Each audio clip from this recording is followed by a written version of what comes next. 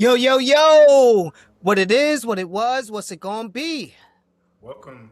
Welcome to the latest episode of the Gen Expertise podcast, episode 48, entitled New York State of Mind. We are your hosts, Maine and Rance, and we never sleep, Welcome. because sleep is the cousin of death. I feel like I don't sleep because I have a 1 and a Shout out to 3-year-old, but Nas. yeah, shout out to Nas. You know? What's good, brother? What's happening? Chillin', man. How you feeling? I mean, I'm feeling good, but before we start, I got a little bit of somber news. So we were on we were on a roll for a while. We had the Knicks. Now we got the World Cup. We had USA vying to get into the quarterfinals for the first time since 2002, and we were really, really hoping that by the time we were dropping this episode, we'd get to say that we did it, but we didn't. Man. But we did it, yo. We got caught up in that jinx. Yes, man, we did. Like we might be caught in. I don't know what type of jinx, but they are saying that we may have been caught up in some sort of jinx. If you ever seen what is it? Bronx Tale? Is Bronx Tale Jimmy Mush? Yeah, it was Bronx Tale. Yes, like, throw him in the bathroom. Yeah, put him in the bathroom. I don't want to look at that face while I'm. Can't be looking at that face while I'm rolling the dice. Yeah, man. So we didn't do it. We actually we lost 4-1, man. So if you're not familiar with football scoring, it's not just that's almost impossible in in the World Cup. That's basically like a 25. That's like a 25-point blowout. It's a blowout. Yeah. Yeah, it's a blowout. It's like a 100-point blowout in basketball. Yeah, man. It's absurd. Yeah, we got whooped on, son. They are saying that it may be related to some sort of jinx. Some type of similar jinx. to what the Knicks suffered in game three. That is correct. Like that is correct. Similar jinx. Mm-hmm. And their only loss. Their only loss in like 14 games. 14 games. Their first suffered a jinx. Mm-hmm. And they are saying that we may have suffered the same jinx. Yes. For Team USA. That is correct. 4-1. 4-1 in the World Cup in Belgium. So maybe it's sad because I can't say better luck next year because we have to wait 4 years now for us to try once again to get to at least the quarterfinals in the knockout stage of the World Cup. So, good try, USA, I guess. But yeah, definitely. It's definitely nothing to be ashamed of. But I don't know, 4-1, bro. It's disappointing, man. Yeah, to say the least. Yeah, man. If they got jinxed, if they truly were jinxed, then it's really nothing to be ashamed of. Yeah. So, New York State of Mind. So, Maine, let me ask you something. If someone walked up to you, let's say someone from the Midwest or wherever, Idaho, Wyoming, something, they said, what makes a New Yorker? What would be your answer, man? Or what do you think your answer would be? What makes a New Yorker? Yeah. The funny thing, man, first of all, like if somebody said that to me, I would feel like there's no one thing, right? Like there's no, like New Yorkers are not a monolith, as they say. But if there's something that makes a New Yorker, I guess it's like resilience, man, toughness, like the ability to kind of put up with whatever's going on and keep it moving. Yeah. Because you go through a lot as a New Yorker that you really don't go through in other places. I can tell you now that I've lived out in New York for a while. New York has like a certain amount of like, I don't know what to call it, man. Like I'm gonna call it inconveniences, for lack of better words. Because New Yorkers have to put up with a lot of inconvenience. It's those things that are not major problems, but they're things that in any other place they might be a major problem. Like like stuff like snow, right? Like snow, as you know, like if it snows down south, everything gets shut down. Right? Like I'm talking about the littlest bit of snow will shut things down. But if it's cold and it's snowing in New York, people kind of like go about their business, unless it's like a blizzard. But if it's just regular snow, people will just put on their North Face or their big coat. and they keep it moving, right? Like they get where they need to go, right? Yeah. Or if the train is delayed, the train being delayed is a regular occurrence in the city, right? And don't get me wrong, the trains run really well, but if the train is delayed, like you might get pissed off, but it's not something you're shocked by, right? Yeah. And in other places, that might be a serious problem for people. If the train was delayed as much as it might be in the city, then that might be a problem. And then traffic in the city is kind of unique in terms of like, at least from what I've seen in other places I've been, the traffic and the way people drive is kind of unique. It's enough to cause you a lot of stress and frustration. So I would say resilience, man. And then even the parking, man. The parking in New York, there's no Oh way to my park in New gosh. York. I and like I said, like living outside of New York for a while, I realized how different it is, man. There's a meter everywhere. And I used to live in Parkchester in the Bronx, right? And they should have called it No Parkchester instead of Parkchester because there's no way you're gonna park after a certain time. There's no way to park in Parkchester, right? Like I don't Yeah. even know why they call it. Calling it Parkchester is almost like a joke, like a oxymoron Yeah. because there's meters everywhere, and I don't know if that's just a kind of a symptom of like being in a certain area where there's a certain demographic where it's like predatory, with that they just put meters everywhere, so people constantly got to pay to park or get a ticket and then pay more to the city.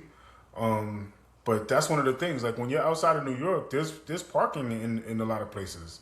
Yeah. There's parking lots by the restaurants. Like when you go to the hospital, one of the things that like when my dad had a stroke, I had to go to the hospital a bunch of times. Right, the parking garage at the hospital was free for the most part. It was free. I think you had to pay after a certain time, but Yeah. it was free for the most part. You could always find parking in there, and you just go in. Like the little arm comes up when you when you get to the gate. Yeah. You go in, you park, you stay there as long as you want, and when you come out, your car is safe. You can leave, and that's it. Like you don't have to pay per hour. You don't have to leave, so you could go feed any meters or anything like that. That parking situation is ridiculous. So, long story short, I know I said a lot there, but like, I don't know if I would say this to a person that asked me like what makes a New Yorker. But yeah, I mean the long story short is that I would say the resilience and just like the ability to keep it moving in adverse conditions. Yeah. It Yeah, I makes a remember New Yorker. when I had the car and I used to drive to Parkchester to come check you, bro. I used to have to park like 10 blocks away from your crib. Man, I was like, I I used to have literally to park drove in a 2 blocks from my whole different. house, parked, and I then used to walked have, around. I used to have to park in a whole different neighborhood, man. There would be kids Yeah. sitting in the car, and this is back when I had helped my pops get a car, and I would borrow it from him when I needed it, right? Yeah. So I would drive around, and I would be back in Parkchester. So I would have to Nowhere. park blocks and blocks away, no matter what time it was, and walking like 10, 15 blocks back from the car to get back to my place, and then Yeah. vice versa to go back and get the car. And every time I come back to get the car, there's some kids sitting in the car. And I'm like, hey, about to move. Can you Yeah. get up? If you live in Co-op City, forget about it. It's done. Don't even drive. If you can't get home from work by 3 p.m., don't drive your car to work. If you live in Co-op City, forget about it. Yeah, You know? it's ridiculous. And But yeah, that, that definitely requires patience. as Yeah, someone who rides the trains a lot, for the yeah. most part, you're right. The trains run really smooth. But when they go Surprisingly, I mean, bad, for the size of the city, yeah, when it goes yeah. bad. But But when it goes bad, it goes bad. You know, it goes bad. So I yeah, can go yeah, stretches like months and months where everything runs perfect. But it's right. that one day that I'm late like 30 minutes for everything. It is all because of the Yeah, train. there's never a good day for it to go bad because Yeah. you need it. You would obviously need it, man. People go to depend on it for their job and for Mm-hmm. wherever they're trying to go Yeah. for their general travel, right? Like a lot of people don't have cars in the city because the thing is that in New York City you may not need a car. There were people that I used to work with when I was out there. I used to work with some folks that lived in New Jersey, right? And I told them I grew up pretty much not having a car for a lot of my life, even Mm-hmm. like as a young adult, we didn't really need a car, and they were just like amazed that I said that. Yeah. They were like, "How could you survive without a car? How did you survive? Like, how did you get to any place?" I'm like, New York City has a good transit system, man. Like you Mm-hmm. said, like when it goes bad, when it goes bad, it When it goes goes bad, bad, it right? goes bad. But like But majority generally of the time, speaking, mm-hmm. yeah, it's an amazing system that will get you around that city and it's relatively cheap too. And when you think about it, like people complain about it, and I've complained about it a lot. But in retrospect, when I think about it, the size of the city and all the places you can go on like a transfer, like Mm-hmm. is amazing. Like that bus system is crazy. The train Mm-hmm. system is crazy, and I'm not just saying that because my father used to drive a train, but Yeah. maybe I'm biased. Maybe I'm biased for that, but nah, seriously, like Mm-hmm. for the size of that city and all the places that the transit can take you, it's pretty amazing the way as that it runs as smoothly as it does, right? To Mm-hmm. be honest. Yeah. Yeah. So today, in this episode, we're gonna talk about New York. Some of the things that's made us, some of the things that might have broken us. Things we reminisce about growing up in New York, some of our favorite places, some of the favorite things that we might have done, the things that shaped us, childhood memories, teenage memories, adult memories. The city's so nice, they named it twice. Let me start this one. I'll start this one off. One of the things that I wanted to talk about, one of my favorite New York memories was when I was a kid going to my first Yankees game. Mm. Yeah. And as a Bronx representative, being a Yankees fan, I always tell people is my birthright.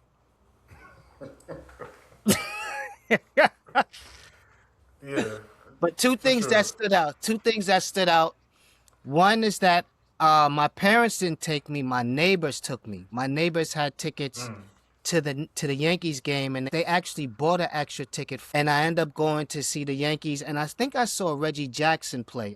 I'm not I was very young. I can't remember if I saw Reggie Jackson while he was still on the Yankees, because that would have made me like 6, or if he was playing somewhere else and he came and I saw him play. But I remember seeing Reggie Jackson. I actually still have that bat from Bat Day that I had. Wow. So that's one of the things that stands out in my mind, getting to go to the Yankees game. But also the thing that stands out in my mind is the fact that, we talk about the community growing up when we were younger, how, people looked out for each other. And it takes what do they say? It takes a village to raise a Takes a child. village. One of the things that I always remember is when they told my mother, like, we have an extra ticket, Rance. Can we take him to the Yankees game? And she goes, do you want to go? And I'm like, yeah, I want to go. I want to go. I want to go. And when they came to get me, Yeah. they rang the bell. My mother brought me down to the door. And before they took me away to go see the Yankees, she said, now look, if he acts up, beat him. Seriously, She was like, if he acts up, you know what to do. That goes back when your neighbors were allowed to get the strap on you too, son. So that's crazy. I remember that, man. It was like wherever I went, wherever a neighbor took me, they always had the green light, son.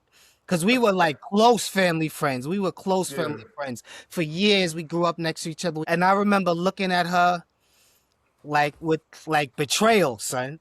Like Oh my gosh. yeah, she was like, if he acts up, you know what to do. She was like, and I'm like, what do you mean they know what to do? He's like, But yeah, you know what to you do. probably didn't act up though. Nah, I definitely wasn't acting up, son. Because then if you act up, right? You're gonna get it If you act twice. up, if you come home and she finds out that they had to lay hands, it's Yeah, more you're gonna hands, get son. more hands. More More hands, hands. more You're hands gonna on get top it of more hands, twice. son. Double So trouble. that was one of my favorite memories. But going and watching the Yankees as a young kid, it was Bat Day. Um, I had gotten one of those little mini helmets that they used to put the ice cream sundaes in when you would get from Right. Dairy Queen. They had a little mini helmets, and just going to a New York Yankee game, that didn't cost $1,000. You know, nowadays kids can't experience. Some kids don't have enough money to experience Right. these things, going to games, going to Knicks games, going to Yankees games, Mets games, Giants games, Absolutely. etc. Yeah, so that was one of my favorite New York memories. Mhm. It's a good one. That's a good one. Yeah, Really good one. yeah, man. So honestly, like I wasn't thinking of this until you just said that, Hmm. right? But I thought about something that I may have talked about this before. Like we've had the conversations where we talked about our fathers quite a bit, right? Mm-hmm. And I didn't associate this when we first started talking about kind of like our New York memories. But you mentioning that for some reason, it kind of sparked the memory again of my father taking me every year to Battery Park for Fourth of July, right? Mm. And that's back before celebrating Fourth of July had a different kind of connotation than it Yeah. does now. I guess at least to us, Yeah. before we knew anything about it. But yeah, for us, it was just about the fireworks and me spending time with my father at the time, right? But I used to hate it as a kid. I really hated this, and I didn't hate it because of obviously I like spending time with my dad, and I like being out there like for the fireworks, right? The fireworks display is amazing in the city, right? But it was coming home on the train from Battery Park back to the Bronx. Mm-hmm. That was just the worst time, man. For a little kid, it feels like you're on like some sort of like space mission. Like it was taking so long that that it might as well be a space shuttle Yeah. mission to Mars or something, man. And Battery Park is the So tip of Manhattan. It's like the bottom of Manhattan, just yeah, about. yeah, Mm-hmm. yeah. For anybody that doesn't know or not from New York, like you're going from the Bronx, which is I don't even know how many miles that is, but you're going to from the Bronx in the city to like the tip of Manhattan, like the bottom of Manhattan, like all the way Mm-hmm. downtown. And it takes like on the train, it's about an hour and change to get there. But coming back where everybody's trying to rush to get back where they're going, man, it just felt like forever. It had to be at least 2 hours back, right? So it's in the middle of the night, fireworks displays are over, everybody's crowding the train. I'm a little kid, I'm tired, and Yeah. I just hated it, man. Like I would dread that day so much. Like Fourth of July, it's like I would dread it, but it made my father really happy to get down there with me and Mm-hmm. and share that, right? Like so I enjoyed that part, but Yeah. some part of me would just dread it. I would be thinking about the ride back from the time that we left the house. Like I'm like, oh man, the ride back's Mm-hmm. gonna be gonna be terrible. And I Yeah. never got a seat. I don't remember ever getting a seat on the Yeah, way back man. ever. Standing up for like an hour and a half, 2 hours on the way back was crazy. And I might. The funny thing is that my memory of this might be bad. It might not have taken an hour and a half to 2 hours. I'm Mm-hmm. just telling you how it felt. But Yeah. as memories go, it's still like one of my favorite memories, if that makes sense, because it was just time that I spent with my dad, and when I think about it in retrospect, like, he enjoyed it so much, like bringing me out there. So that's one of my New York memories. It's something unique that you can only really experience in New York. That Battery Park. Um, the Fourth of July display is like something that's is kind of unique to New York. I know a lot of places have a Fourth of July display, but there's nothing like the one in Manhattan. Yeah. And that's when the trains were scary too for a little kid because that's when you Yeah, went underground, the lights would cut off yeah, and up and off and on the train, the yeah, lights would go yeah. out, then they'd come on, All they'd of that. flicker, they'd go. You couldn't see out the windows because there was graffiti on the inside of the train, the outside of the train. It was hot. There It's wasn't no air crowded. It's conditioning like hot. that. Yeah, man, it's July in New York City. And yeah, that was when I was a kid, that used to freak me out on the train when you go into the tunnel and it gets dark. Yeah, man. But then the lights don't cut right back on for a while, and it's just shaking. Everything is It's the shaking. worst, man. You might as well be Yeah, in a scene from the Warriors. yeah, man. it's, Yeah, it's, exactly, exactly, man. it's terrible, man. Those old It's like white trains, man. Just yeah, it's graffiti like everywhere. all of a sudden you're in the movie Wild Style, and it's like, what am I doing here? And you were down there young. That's a good memory, man. Yeah, I mean, it's a it carries like mixed feelings for me because Hmm. I dreaded it, but when I think about it, like I appreciate that my father did that, and we Hmm. did that every year for a long time. Yeah, yeah. This'll take you back. This was our teenage years, going to Grant's tomb, son. Oh yes, the Yeah, Jazzmobile. the Jazzmobile at Grant's tomb. Yeah, yeah, Hmm. man. That was an interesting time, man. I don't know, like if you want to, I don't know how to describe all of this to people that may not So the understand Grant's this. tomb is the park is that where like Grant is supposed to be buried? Hmm. It is where Grant Yeah, is Grant is yeah. buried. So Ulysses S. Grant is Ulysses at buried Grant, there. and Yeah. he's up. It's up on the west side of Manhattan at like, it's in like the 120s on the west side, right by Yeah, it's Riverside not too Park. far from like it's not too yeah, it's not too far Yeah, from Columbia University. yeah. It's a little further up. So every Wednesday they had what was called the Jazzmobile, and I think they still may do it if I'm not They do mistaken. it. They do They it. still They do it. actually yeah, they absolutely still do it. Like it's free Yeah, jazz in the park over there. yeah. Free jazz. Um, It was every Wednesday night. So yeah, it's funny because we would actually probably be in the Jazzmobile at our age now instead of being all around the Jazzmobile. So yeah. We the were passing adults, by the Jazzmobile. yeah, the adults would be up at the Jazzmobile enjoying the show, but all the teenagers and the 20-year-olds, the youngsters, we would just be circling around and walking up and down 125th Street. And you would see literally at least one person from every grade that you've ever been to. You'd see a person from kindergarten, from first grade, from second grade, people you haven't seen in years. You'd run Yeah. into everybody at Grant's Tomb. Everybody would converge on Harlem on Wednesday night for the Jazzmobile. It was like a little reunion out there, like you Yeah, said. Like you would definitely run into people from your neighborhood, run yeah. into people you went to school with. It Mm-hmm. felt like everybody just collectively decided that they're gonna go there. They're gonna go to Grant's Tomb on Wednesday. Mm-hmm. It was cool, man. It was a cool vibe out there. And then, like you said, like afterwards, we would all make our way to 125th, and 125th Street was like a strip of like, I don't know how to describe that either. It's like almost like a block party would just kind of spontaneously set Yeah. off Yeah. after the Jazzmobile. Like everybody would go to 125th Street, and it just felt like a giant block party Mm-hmm. where just like all these fancy cars would be driving up and down the block. Girls and guys dressed kind of in in their best, at least for that time period. Yeah. Just an interesting time, man. Like Harlem just felt like a different type of energy. Like people would just start playing loud music out Mm-hmm. there, so it would make it even more of a party. I remember somebody had like big, like kind of club speakers in a pickup truck on Mm-hmm. 125th one time, and they were playing Luke. They were Oh. They were playing Doodle Brown. It was a summer when Doodle Brown came out. And I know Yeah. this is gonna sound crazy to those of you who don't know anything I'm talking about. Just imagine, like, Go to YouTube.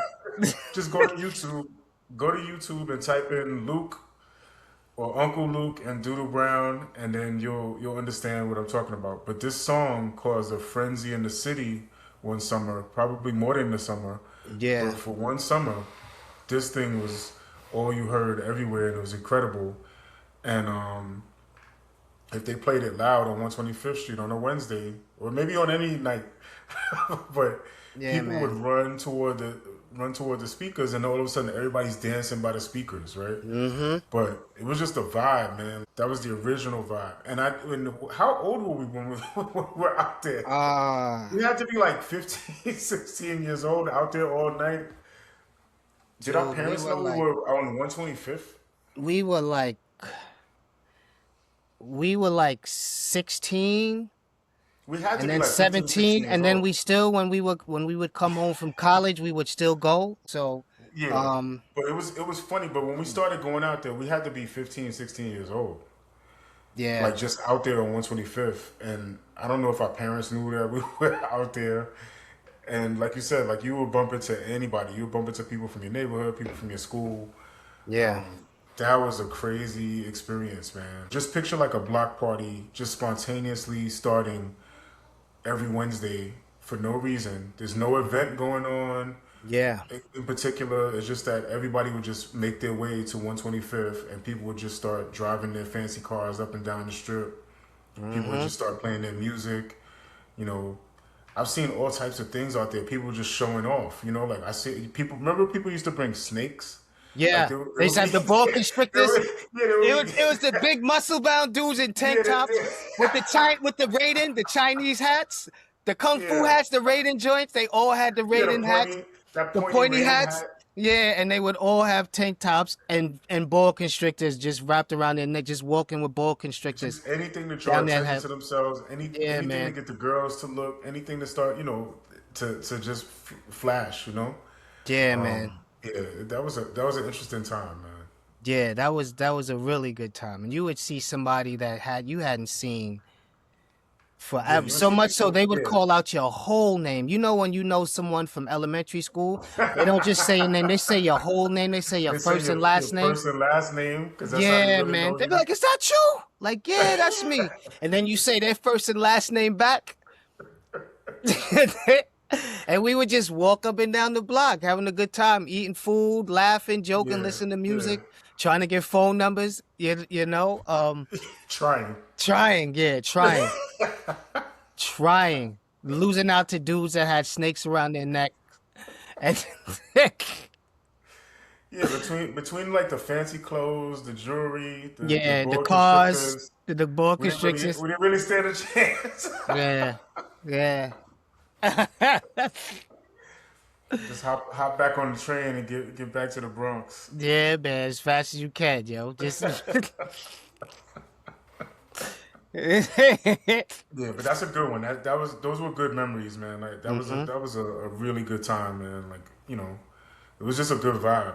I felt good. I always wanted to be like I was born in Harlem, right? I was born in Harlem hmm Hospital, right? And my grandmother we in Harlem, so we were in Harlem quite a bit, right? hmm But for some reason, man, there was like a time in my life where I wished I was from Harlem. You know what I'm saying? Like I love being from the Bronx. Don't get me wrong, but I felt like a Harlem dude in my heart.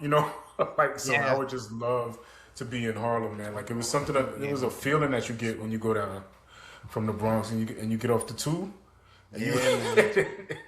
and you get off on 125th. It's just a vibe like that you get that I can't really rightly explain. You go during the day, they always selling something cool. Like all the street vendors would be out there. There was Mark 125. Remember Mark 125? Yeah, man. Oh Yeah. man. That's where you'd go. You get your African medallions. You get the Get your African medallions, your wooden pieces, all hmm types of like hair care and skin care and books. You Oh get books. man, You you get name it. you get the T-shirt. You get the Black Yeah, Bart the T-shirt T-shirt, out the there Black too. Bart T-shirt, the Black Bart Simpson. hmm Man, oh man, you bringing me Yeah, back. yeah, son. Grants too, man. Grants too. We definitely learned how to fail out there. That was a big We learned to face rejection. learned how to fail out on Grants too, how to face rejection. 100%. That was an important part of our upbringing as young men, Yeah, you I learned a know? lot about rejection out there on 125th and in Grants too, Yeah, and man. up at Willie Burger. Yeah. Right. Yeah, Yep. Harlem taught me about rejection, how to take hmm it like a man and just keep it moving. Yeah, man. So Grant Toon, salute. Yeah, that's a good one. That's a good one.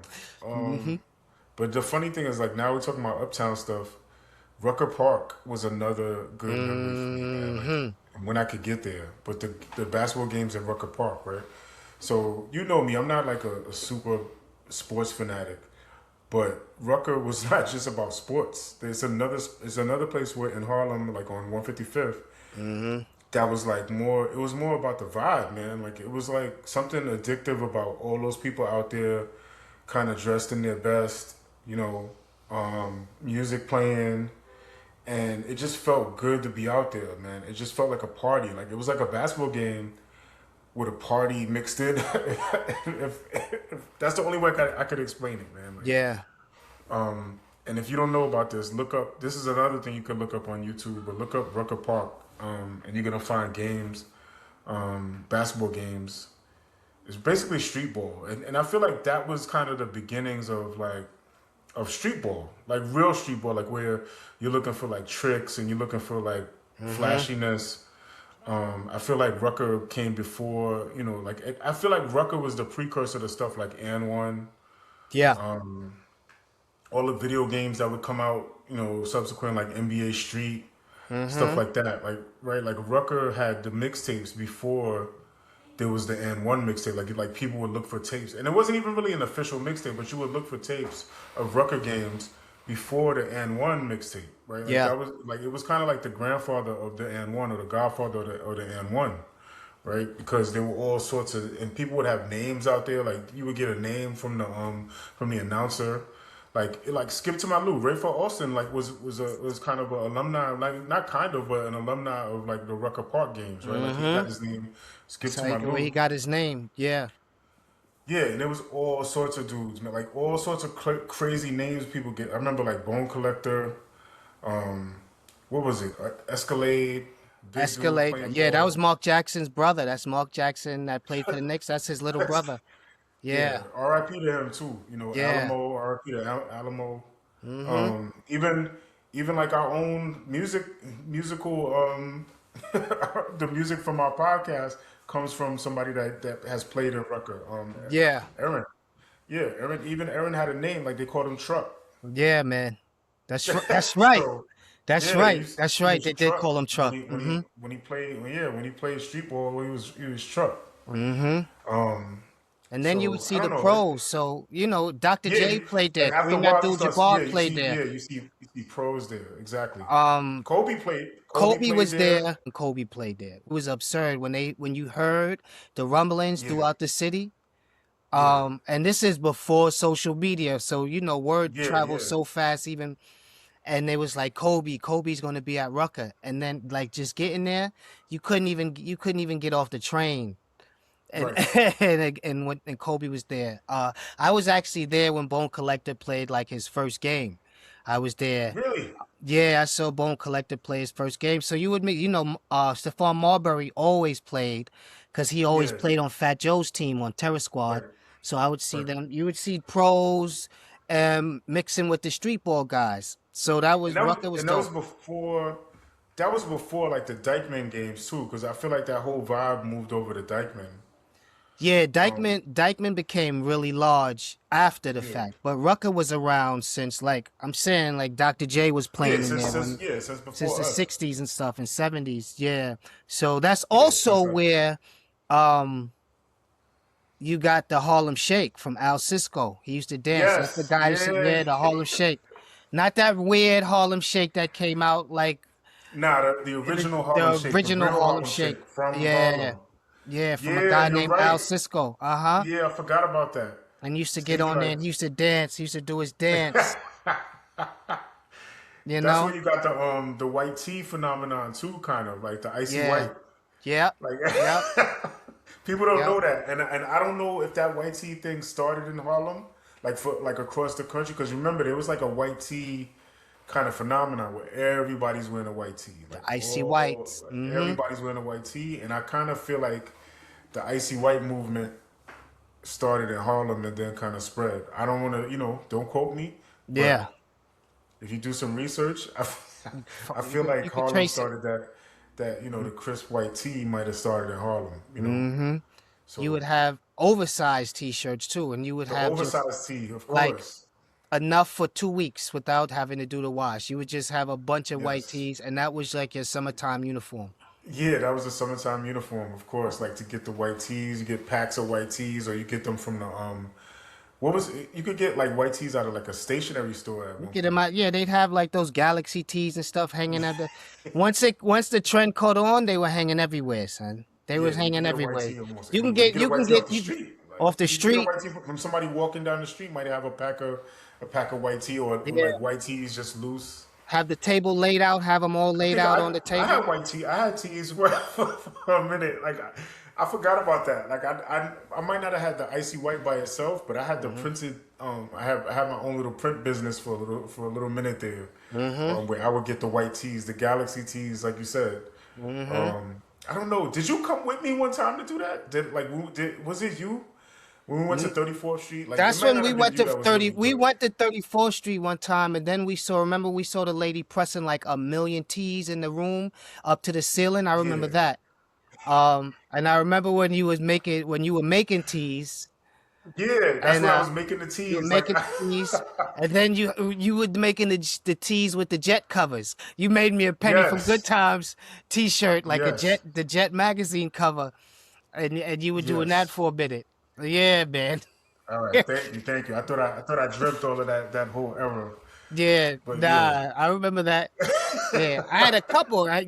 I remember one you made me was a Jet magazine cover with Janet Jackson's yeah, Penny from Good Times, and then there was another one. I can't remember the other one, but yeah, yeah. one day I'll tell the whole story about how I used to make those teas or get them made and then sell them in the neighborhood. Try to sell them in the barbershop. Yeah, that was my little hustling era. Hustle Yeah, man man. era. Hustle man. Uh-huh. Yeah, man. Yeah. Yeah. All right. Rucker Park, that was a good one, man. That was a real good one. Um, my next one I have just the white noise of the city. Like I have family in North Carolina, Maine now. You live in North Carolina. I can't stay anywhere that there's not a lot of noise. Really? Um, yeah, if it's too quiet, like when I go to the South, it's too quiet, I can't sleep. Like how Southerners come up to New York and the sirens, everything. Just the fact that something is always going on. I can't live without Interesting. without that New York City, to I hear thought the I would train in feel the that. background. Yeah, yeah. I definitely remember that. And living in Parkchester, Hmm. I had a similar experience, man. Like actually living in the city, like most of my life, man. Like I had that experience of like hearing stuff out the window, and then but living in Parkchester, I remember like the buildings being so close together that you could kind of hear people yelling in the next building, or you could hear people right downstairs. I lived right above a bus stop. Yeah. So sometimes early in the morning when somebody's waiting to catch the bus, I could hear them talking. I could hear people talking up to their window from the Hmm. bus stop. You could hear Yeah. people arguing outside. Like you said, you could hear the sirens. Yeah, Yeah, you man. could basically hear like the life of the city. Like Yeah, man. you can hear the city breathing. I need that. And it's interesting because now down south, there's a different type of noise. You hear crickets and frogs and Yo, that sounds like bottles breaking in the street to me, man. I cannot sleep. I'm just lying there and you hearing the crickets and the frogs and the crickets are so loud. yeah, the And I'm crickets are like, loud. yo, how can anybody live in this, man? And Yeah. they come up here and you hear the trains rustling and you hear the bottles breaking and you hear You can people hear yelling and you hear the cicadas. The cicadas yeah, are real oh loud. my gosh. There was one time, like I don't know if this happened in the city or just out here, but there was like a cicada, like an infestation of cicadas. Like they had this Oh yeah, like season every where 17 years or yeah, something it like was that. that like they were coming up. They said they were coming out actually from out from under the ground. They were the Under the underground dirt and ones. stuff. Yeah. There's underground ones and there's ones that kind of fly in, and they will converge at the same time for like once every like you said like 17 years. You have like different types of cicadas all coming at the same time, right? So it was kind of crazy. Like we actually in my driveway there was dead cicadas just all over the driveway, and then Mm-hmm. nearby we me and the kids walked around a little bit, and there were dead cicadas all over the place. Like picture your sidewalk just covered in cicadas, like and cicadas are like they cicadas are Yeah. huge. Yeah, Yeah, man. cicadas are the size of like a D battery. They're You know what I crunchy mean? Like too. yeah, they're crunchy, they're big, and like yeah, picture a flying insect the size of a D battery, Yeah. and now picture a bunch of them all over the sidewalk. Like it was, yeah, I never seen nothing like that. And then the noise they would make, man, it sounded like no lie, Rance, it sounded like a spaceship was hovering over my Mm. house. Sometimes it was just like like this. It was just the eeriest sound. Like with all of them together, it was just the Hmm. craziest like humming type of sound, like this buzzing humming that Hmm. like it just was ridiculous. But it sounded like to me like it felt like that's what a spaceship would sound like if it was Yeah. hovering close to your house. Yeah, Real man. crazy, real crazy stuff. But yeah, but it's no comparison to the sirens of a police Yeah. car Dogs. I or need the that argument of noise. the argument of your local A your lover local spat. A lover your spat lover's out in the fat. middle of the street at 1 a.m. Yeah, I really need that noise in New York. And also, it's summertime now, so the music. right. The That's what music, I miss. I dogs. miss that a little bit, like the Hmm. music you would hear, like just random music. Yeah. And then in the Bronx, you get the random salsa. You get the salsa, you get the reggae. You The get other day yeah, all someone types was at of my house and they were like, "Yo, um, that's Cuban music playing?" And I was like, "I guess." You know, you got the bachata playing here, you got the reggae, you have all of these, and it's almost Yeah. like battle of the bands, like whose sound system in the summertime. You get the Oh my sound gosh. systems. Yeah, in the summertime it's crazy, man. People are partying, they're having a good time.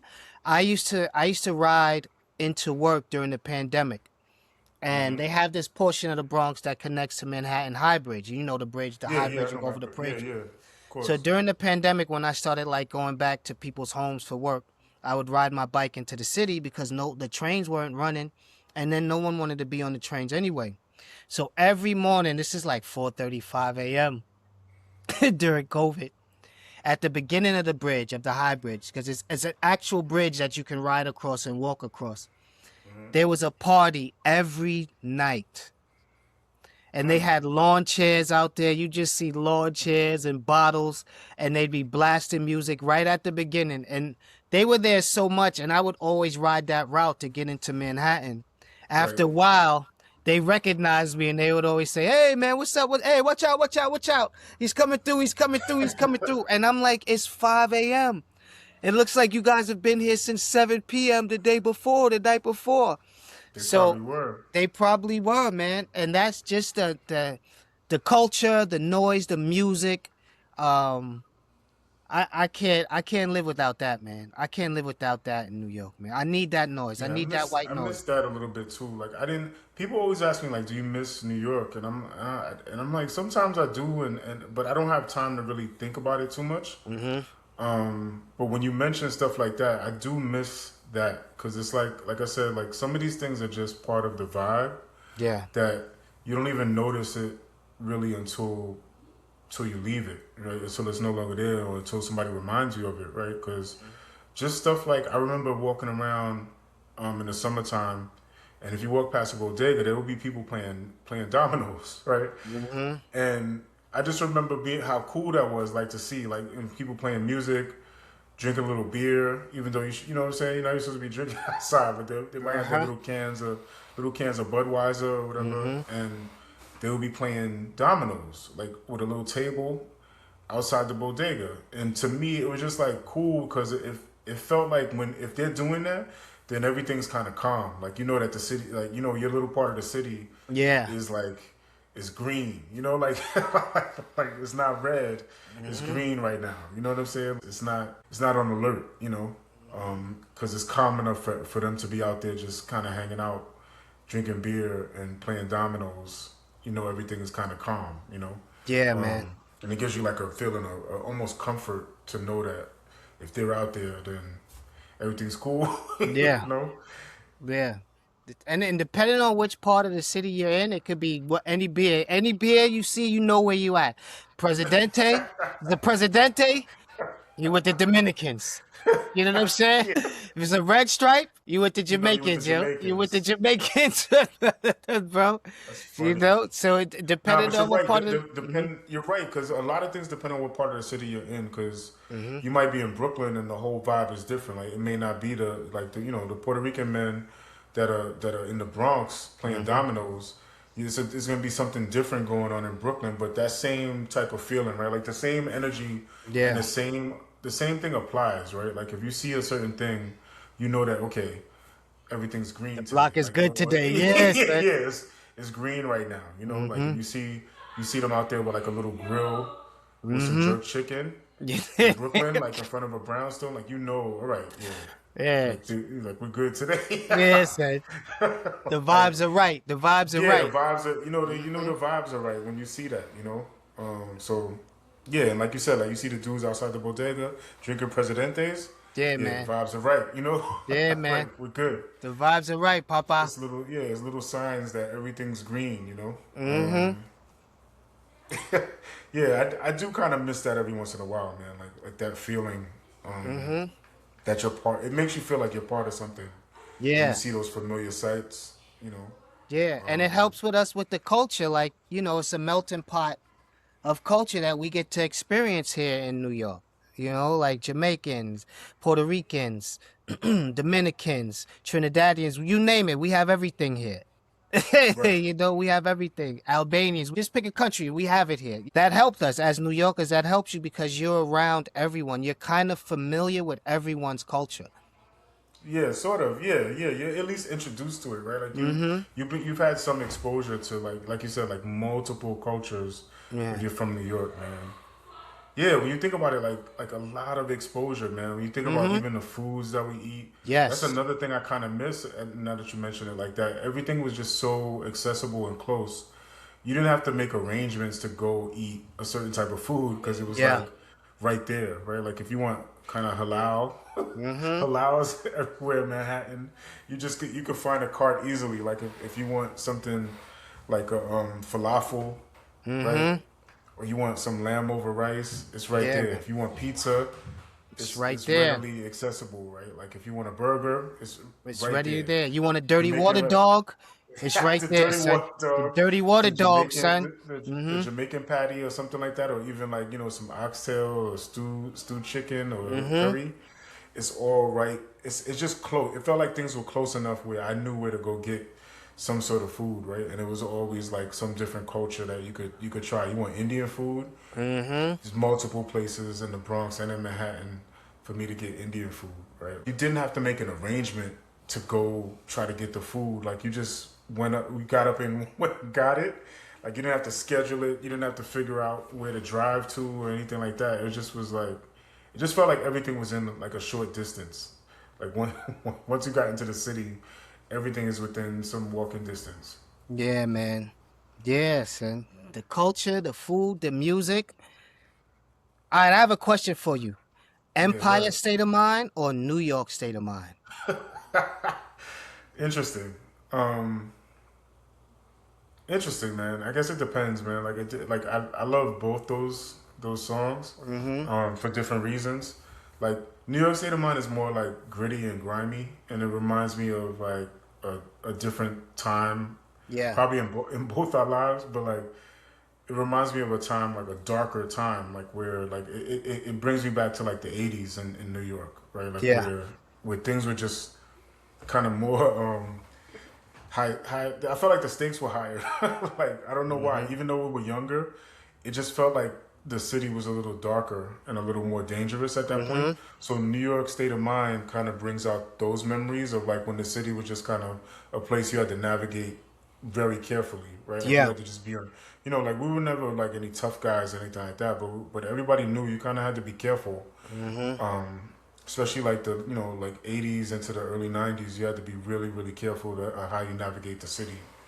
Um, and then Empire State of Mind feels more celebratory. Like even Yeah. though some of the lyrics are like are still kind of gritty, but Mm-hmm. um, But the beat is but more is is the is more up tempo yeah, and happy, a little bit happier too, you know? right, exactly. Like because like I said, the lyrics are gritty, but the music and the vibe of the song is a little more celebratory.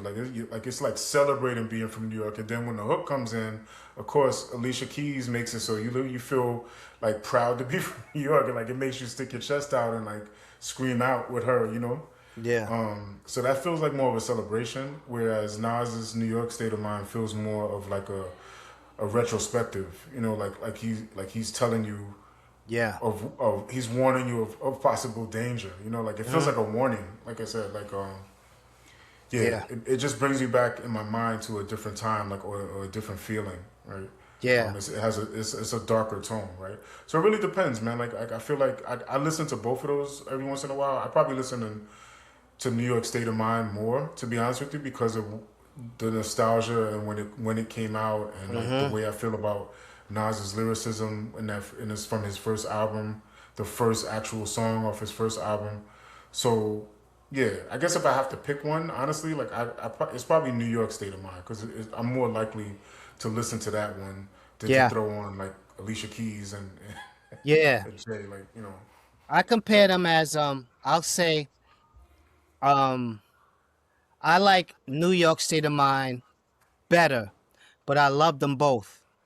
But Yeah. I call like New York State of Mind BD, and I call Empire State of Mind AD. That's before Disney and after Disney. So if any New Yorker knows, any real New Yorker knows, 42nd Street was not for families, yo. It was not a family. That's what It's every Hell's Kitchen. yes, man. But once they cleaned up, they started cleaning up 42nd Street, and Disney decided to put their flagship store there. The whole city changed. Like started to bring in all this tourism. New York became a lot safer. It became way more family friendly. So New York State of Mind was like pre-Disney, Before PD. That's before, that's when it was real bad down there. And Empire State of Mind is AD is after Disney when things were looking up a little bit where it's safe to bring your wife and your children down and it's just like lights and shopping and Broadway plays and everything like that. I listen to New York State of Mind in the gym. I listen to Empire State of Mind when I'm like walking on the Greenway or something. That's a good way to put it. No, that's Yeah. actually perfect. That's perfect. I couldn't have said it better. That's perfect, man. BD and AD. Yeah. Yeah, man. Before 'Cause Disney and I after remember that Disney. change. Yeah, like I remember that shift as well. Hmm. Like when the Disney store came, you got the Cold Stone Creamery and Yo. stuff there. Everybody started, yeah, man. That's when Every then, all the shops started popping up. You had a yeah. Madame Tussauds, the The what? wax, the wax, Yeah, the yeah, Wax the Museum. wax museum, which is still there. Uh-huh.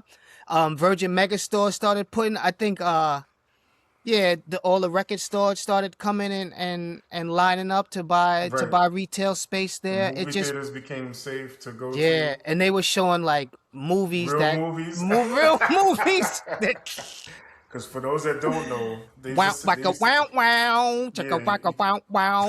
You could always watch movies on 42nd Street, but it was a Yeah. different type of movie. It was blue movies. Yes. Yes. But things changed. Hmm. Things changed after a while. It became more wholesome and more family friendly, like you said. Yeah. But yeah, but in general, man, like yeah, if I had to pick, I still pick New York State of Mind. Like if I have to pick one, yeah, New York State of Mind is more likely what I would listen to. Like, say I could only bring one of them with me Yeah. on like an island or something. Like, I can only pick certain songs, and that's the one. That's the New York one I have to pick. I would pick New York State of Mind over Empire State of Mind, even though I love both of those songs for different reasons. But Yeah, I love if it. I It's have to more pick one, celebratory for me. I like it like I, when I'm in a better mood, I listen to New York State of Mind. But really? I mean Empire State of Mind. Okay, I got you. Yeah, yeah, yeah. Yeah, That's what I yeah. thought. When I'm kind of like when I kind of have like a little slight scowl on my face, if I'm walking to the gym and I'm about to lift, I'm about to try to lift some weights. I'm putting my fake tough guy face on. Hmm. I'm putting on that New York State of Mind. Just the beat, it sounds like it was made underground with water dripping from the pipes. You know what I'm saying? With like an old, like an old dude playing a piano, sweating. Yeah, You know what I mean? It's a bottle of old gold, and yeah. so It's a it's sign of the times, you know what I mean? Like yeah. both of those songs feel like a sign of the times. Like if you Mm-hmm. think about it, those songs kind of fit their era, you know. Yeah. People are doing a little better at the time that Empire State of Mind comes out. Like at least like hip hop as a culture is doing better, and the money's flowing and stuff like that. It's a different era. Like there's more commercial value to hip hop by the time Empire State of Mind comes out. Yeah.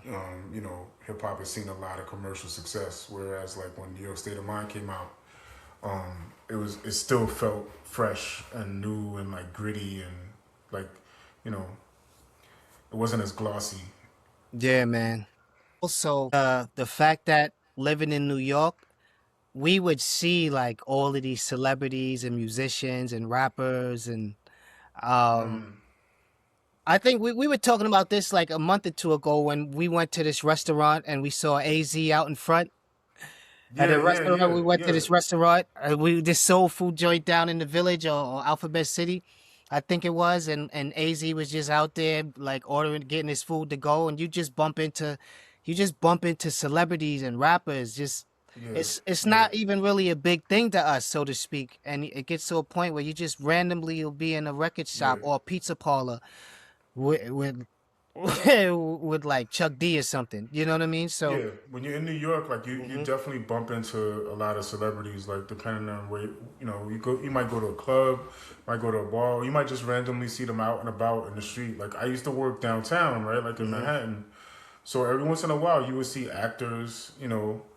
I used to see I forget his name, but the dude that played Hector Salamanca on Breaking Bad. oh, Um, was that Tito. Giancarlo? No, that's not Giancarlo. Nah, that's not Giancarlo. That's not Giancarlo. I can't remember Oh, his name either, and he yeah. passed away maybe like a year or two ago. hmm But I used to see him every once in a while down there because I used to work by Tribeca, not too far, and I saw the dude that plays Christopher in The Sopranos a couple of times out there. Yeah. Just walking around because I think in Tribeca there's a lot of famous people just living out Yeah, there. because De Niro is down there as well, and that's where the film Yeah, festival yeah. is. I've never seen De Niro out there. Yeah, yeah. I wish I. I've never seen De He's Niro. like the one person I think I would have shouted out because Really? I usually let celebrities pass. Like Yeah. I don't I saw Raven Simone one time too, like in the village somewhere. hmm I don't know where I was going back. Like I think I was going to like a sneaker store or Yeah, something, you see and I saw her everybody in the pass by, village. and I saw her passing by, and she gave me this look. Like, please leave me alone, like type of look. So Yeah, I just that's let the her keep it. I yeah, just that's let her the keep it moving. She looked scared. I was like, oh yeah, that's boy, the what thing is that this? bugs us out though. Like we're gonna leave you. We don't really we care, but we don't care. Like it's cool to see you, but But when the ones that are like they're looking like you drawing attention to she looked yourself, like scared. I get it, but at the same token, like just play it cool. She looked nervous, and I hmm don't know if she wasn't, but maybe that was just my perception. But like Yeah. she looked real nervous, and hmm I wasn't gonna say anything anyway. But I Yeah. especially wouldn't say anything with the look she had on her face. I Yeah. definitely wouldn't have said anything. We're in New York. Just let them be. Let them be. Yeah. You just let them be, man. Yeah, just let them go. Like, and I've never been one to like try to stop a celebrity and get an autograph or anything like that. Yeah. But you're right. Like you see a bunch of. I've seen newscasters. Yeah. You see I've seen everybody, all man. types of rappers, and just traveling throughout Manhattan. It's just that's a regular occurrence. So Yeah. You know who I see I see him every summer, faithfully. Leon, the actor Leon from like Above really, the Rip. Yo, every summer I see Leon all the time because he plays tennis. okay. So so we play at the same tennis court sometimes. You know, Oh, some you playing tennis with the rich and the elites. Okay. nah, son, I'm playing on the with the tennis players. The rich and elites are playing on their own court. You know. So I saw speaking of Leon, like I saw Eddie Kane. I can't remember what's the actor's name that oh, played Eddie Kane. Michael Wright, I think. I want to say Yeah, Michael Wright. I Eddie saw him one Kane. time in the train station. Yeah. Just randomly, man. Like, and I almost couldn't believe it was him. I was like, no way. Yeah, man. But yeah, I stopped the story there. But like, yeah, I couldn't even. I almost couldn't believe it. But it was You him. wanted to bust out some nights like this. I wish Yeah, yeah, raindrops would pretty much. fall. Some Eddie Kane Jr. Pretty much, Yeah, man. he was looking Five kind of like heartbeats. yeah, he Mm-hmm. was looking a little bit like he just got kicked out the Five Heartbeats. So shout out to him though. Like he's an excellent actor. Yeah, I'm a he's fan, great. He's fan. But this the but people that the celebrities that you would see. And as a trainer, like I work in buildings and stuff. I've worked in a building where and Morris Chestnut was right there training with his trainer, same day, same time, every week. And the right. funny thing was my clients had like no idea who he was. That was the funniest thing. I was like, you know. That speaks to the demographic that you train. And I was like, Boys in the Hood, Rick, no, no. They You was know like, the trumpets, yeah, the loud with saxophones. the saxophone, yeah. So, They don't you know know, the loud saxophones. nah, so apparently not. They But don't know apparently why he's Ricky really didn't run cool. the But zigzag. most of them that you see that you meet, they're pretty cool. You Yeah, see them, I honestly yeah, like I can't even say that I've ever met any of them. You know what I mean? Like I yeah, just you know it's just that like you said in the city this I can't even name all of them. Like it's so many that you yeah. bump So into many that you like just bump rappers and into. actors and like the city is so filled with it like that you become almost like desensitized to seeing them in a hmm way. But I can't say that there's been very few that I've met personally, like Yeah. but it's just been so many that you just kind of bump into in your Yeah. travels, right? Yeah, man. Because I never been one, like I said, to stop anybody. Like, you know what I'm saying? Like, if I see them, I'm not stopping Yeah, them. it's just I cool to just keep see it that, moving. like them just being regular people like everybody Yeah. else. Sometimes, like you see them at the farmers market, you see them, just walking around, just walking around, being a human, just somebody who One has a person I job. did stop though. I did stop. I can't lie. I saw Big Daddy Kane a couple of years ago, Really? but this was in the airport, and this is after. This is way after the fact. I wasn't even living in the city anymore. Uh-huh. I bumped into him like I was on a work trip like back home. I was back in the city for a work trip, and on the way back coming from New York, I saw him in the airport, and I don't know what made me do it, but I saw he was passing me by, and I was like, Big Daddy Kane. And I don't know. I would never like. It was so out of character for me. Like I would never ever do that. But for some reason, I saw him and I just couldn't let it pass. Right? Like I was like, Big Daddy Kane, and he gives me this look of like it was like skeptical, you know. Uh-huh. And I don't blame him, man. Like it was like I'm shouting him out. He's trying to get wherever he's trying to go in the airport. He's traveling or Yeah. whatever. But he gives me this look, and I stick out my hand to give him a pound, right? And he's and what felt like a long time to me. It was only like a second or two, right? Uh-huh. But it felt like my hand was up there. Was out there My hand was up there, and just floating in space. yeah, it was starting to get a cramp, and it was starting to fall asleep. Uh-huh. I was starting to get that tingly feeling. I'm like, come on, man, Don't do this to me. And I was with a couple of my coworkers. They didn't know who Big Daddy Kane was, right? Uh-huh. So they're like walking up ahead, and they're looking back, and I'm like, they must have seen me like this, like putting my hand out, and like I said, like it only took maybe a second or two, but it felt like an eternity, right?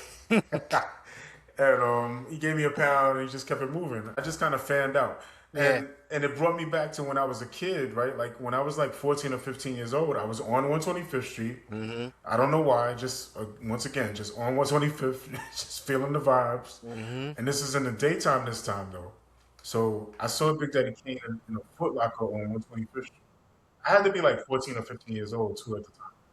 He was big, you know what I mean? Like this is like we're talking about like 1989, 1990, right? Yeah. So Big Daddy Kane is like at kind At of the like the height. height. Yeah, he's at the height of his fame, at like or at least the beginning of the height of his fame, right? So I see him in the Foot Locker. First, I see a bunch of people like kind of crowding around the Foot Locker window, and I'm like, "What's going on in there?" So I look, and it's Big Daddy Kane, and they had closed the Foot Locker so he could just do his thing by.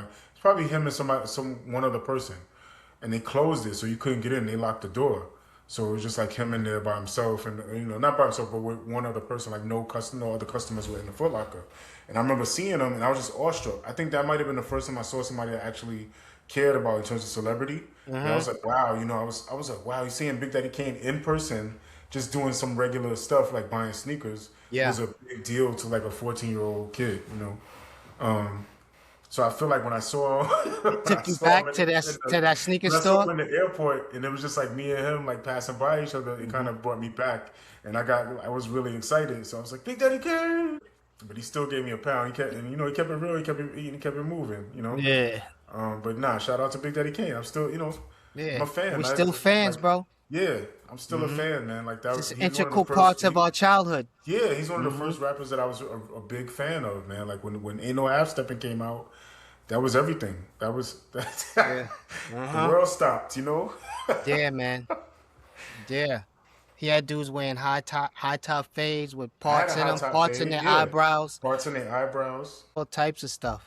So shout out to Big Daddy Kane, who's still going strong too. He's still performing. He's still doing his thing. So Yeah, yeah. Shout out to him. yeah, Absolutely. I got a question for you. So, Yeah, go ahead. because New Yorkers, we get a bad rap. Would you say that New Yorkers are rude, or it's just that we just don't have time for the BS? This is a good one. This is a good one. Yeah. Yeah. So, taste the soup. Nah, no, but this is a good question, right? Because I think this falls into one of those arguments of like nice versus kind, Mm-hmm. right? I think New Yorkers are not nice, but we're kind, right? Like Mm. we could be, or we can. We have the potential to be very kind, but we're not usually nice. And Yeah. I think that's where people mistake New Yorkers for being just rude. And like you said, like it's a lot of times New Yorkers are fast. We got some place to go. If we're outside, we got some place to go. We want to get there, and we want to get there now. Right? Yeah. And we're used to a fast pace, right? So I think that's part of it that contributes to like a stereotype of us being rude. But I think that with New Yorkers, it's that nice versus kind type of rule, right? Because some people are nice, but they're not really being kind. And what I mean by that is that you could be kind of sweet in your demeanor. You can talk a good game, but still not kind of not be helpful Yeah. or not really be providing what other people really need Yeah. in terms of assistance, right? But New Yorkers are the types, for the most part, man, we will be kind, but we're not going to be nice about it all the time. Like, I'll give you an example. Like, let's say I'm on the train, right? And I see a woman with a baby carriage, right? Now, when you get off the train, usually like there's stairs. There's stairs everywhere in every train station, right? Like so, Mm-hmm. it's rare that you might catch an elevator here, Yeah. depending on what station you're in. You catch an elevator that works, right? But for the most part, the stairs are like it's a quick little stairs, so nobody like really looks for the elevator or anything like that in most train stations. I would say like a high percentage of train stations, it's a short flight of steps up and then you can get out of there. Or maybe there's Mm-hmm. two short flights of steps up and you get out of there, right? But every once in a while, like you'll be on a train and you'll see like a mother by herself and she got a baby carriage. So as a New Yorker, you see that and you're like, oh man. And you Yeah. know why you're like, oh, you know why you're like, oh man? Because it's hot in the train station and you know that if it's just you and this lady in close proximity to each other, that you are You the have to. volunteer. Mm-hmm. You are the volunteer that Mm. has to help this woman with her baby carriage. I don't know Yeah. what it is. It's an unspoken rule in New York. Every dude knows this. If you're a man in New York and you of a certain age, you've been through this Yeah. multiple times where you just feel like, oh man, Yeah. here we go. Yeah. you hope she's not getting off at the same stop as you. All of that, like you Uh-huh. feel it. Like you're like, ah, she getting off. Ah, she getting off 120. Yep. Yep. And if you make eye contact, forget it, Oh, son. God forbid if you make You, eye contact, it's a contract. Like, that's a it's not deal. like you have Yes. to. Yeah, That's you the made a oath. deal. You've made a You made a deal. deal. Mm-hmm. Now it's already an unspoken rule that you have to do it. But if you make eye contact, oh, it's a contract. You It's got over to. for you. Yeah. Now you have to do it. Like now Yeah, you're man. obligated by some law. There's probably a law out there that you're obligated, right? But the point is that that's the thing about being nice and being kind. That I'm gonna help that lady with her baby carriage, but I'm gonna kind of like You're not gonna be not happy be. about it. I'm not gonna be happy about it, right? Like you'll be able to visibly see in my face that I'm like, oh, why did she come out here with this big carriage? Mm-hmm. And I'm like, all right, or you gotta stop them and be like, hey, let me help you with this baby. Yeah. Like you need, excuse me. You say it like, excuse me. Excuse me. You need help? Let me like get that side. Yeah. Like, I've seen this too. I'm not that like kind of direct about it. But I've Uh-huh. seen dudes be like, hey, whoa, just get on that side. And they'll Uh-huh. just take, Just they'll snatch it. They'll just snatch they'll it. just snatch one end of it. Like if it's one of them big ones, they'll just take one end. If the kid is in it too, and there's Yeah. always a kid in it, like looking you Always in a kid awkwardly, looking like, like awkwardly looking you in the face while yeah, you're while you're walking backwards try not to fall. with the wheel. Yeah. You got the wheels in your hand. So I got the wheels. The lady has the handles, and the baby's looking me in the face like, "Who are you? Like, what are you doing? I don't want to be here either." Yeah. I think New Yorkers get a bad rap for being rude because it's very fast paced in New York. We want you to move out the way, especially if Yes. you're a tourist, and tourists are always looking up for some reason. Yeah, Like man. if you're outside with it and you see somebody looking up, that's the tourist. If they're walking really slow and they're walking in a line that covers the entire sidewalk, yeah, Yes. those are the tourists. Those are right? tourists. like so we're fast paced, they're slower, they're always looking up in the air for some reason. Yeah. And that's what it is, man. Like we just want you to get out of the way. We want things to move fast. Yeah. And we'll help you. 9 times out of 10, we will help you, right? But as we're long as not you're gonna- moving within the flow of traffic. but we're not gonna do it, and we're also not gonna do it with a smile on our face all the time. Like New Yeah. Yorkers are not. They're not. Yeah, we're just not particularly nice. Like we're kind, but not nice. Whereas other places I've seen, is the opposite. Like people might be nice, but they're not exactly kind. They're not necessarily going to give you what you need. Yeah. Yeah, that's a good one. I feel we New Yorkers, we walk fast, we talk fast, we live fast, we work fast, we do everything fast. So especially during the rush hour, like rush hour is Yeah, called that's rush that's why hour we have a rush hour. Yeah, that's why we have a for a rush hour. reason. Yeah, so when you have somewhere to go and someone is like a deterrent for you to get to where you go, and don't let me miss my train. If somebody Yeah, is holding me up and I miss my train, I'm not happy with you. I'll help you. Like I've carried a lot of carriages in my time, yeah, shopping we all carts, have. all types of things. And I've Yeah, had shopping people say, carts. yeah, I've had people that are not from here be surprised that like I'm helping them. Because New Yorkers, they say you guys are so nasty and you're so rude and you so this. But I've had a lot of people say like, I've been here and I've had a very good experience with the people here. Just as long as you stay in the like on the highway, there's a fast lane, there's a slow lane, there's a medium lane. You got to know your lane in New York City, man. Stay out the fast lane when everybody's going fast. You want to be in the slow lane, you good to go. But never the two shall meet. Right. New Yorkers do not want to be inconvenienced, A New yo. Yorker will save your life just to make the train Yes, just so the train doesn't get delayed. yes, Like if man. they see if they, let a New Yorker see you like hanging over the edge of the platform waiting for the train. Like whoa whoa Yes. yo, Like, oh, nah, hey, nah, bro, you're not doing this. I'm not doing this today. will save Nah, your life grab them. just to make. Yeah, they will grab you and save you from getting hit by a train just to make sure that the train's on time. Yeah, man. Just to make sure there's no delay. They will save your life. Yeah, man. So, So so yeah, we, we, we'll do the right thing when it counts. We'll do the right thing when it counts. yeah. Do New not Yorkers make will us break late. up they'll break up a fight. It's like so a train doesn't get delayed.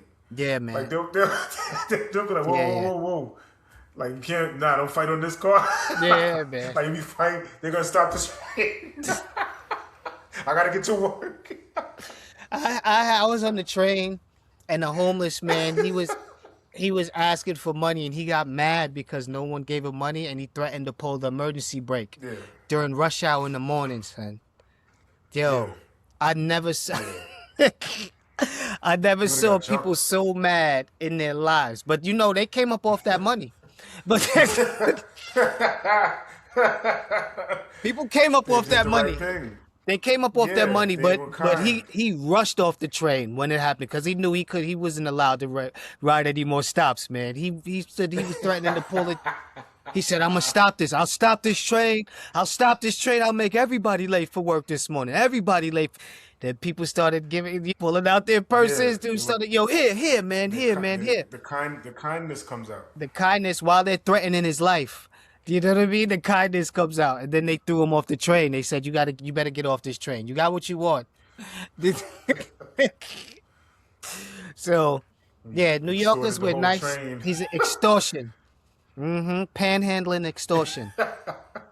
So New Yorkers are nice. That's good. And they're nice. We're not always nice, but we are kind. Yeah, and we'll band together Yeah. when it's all said and done. New Yorkers will band together. So, Yeah, you know. look at what happened during the Oh Knicks my series. gosh. And New Yorkers love each other, man. Like we just don't know it all the time. We just It don't was a realize it. love It fest takes of a all love catalyst. fest.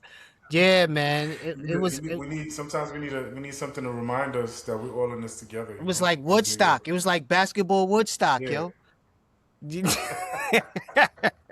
like Burning Man, Yeah, Coachella and all those things that just Coachella, it was like Nick basketball. Chella, Yeah, Nick Chella, man, Woodstock, Nick Stock.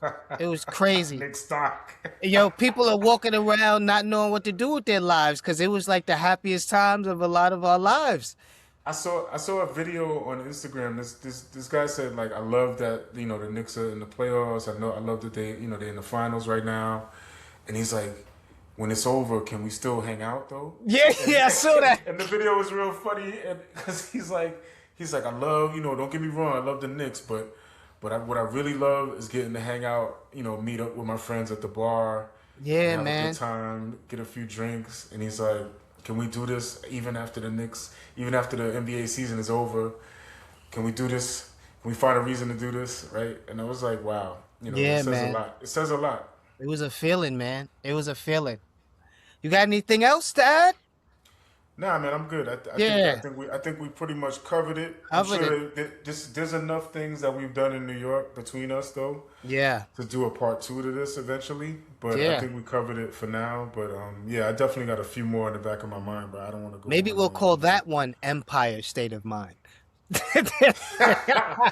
Maybe shout out to Hove, Jay Yeah. Z, who also Mm-hmm. did his concert this weekend. He did a At concert Yankee series Stadium.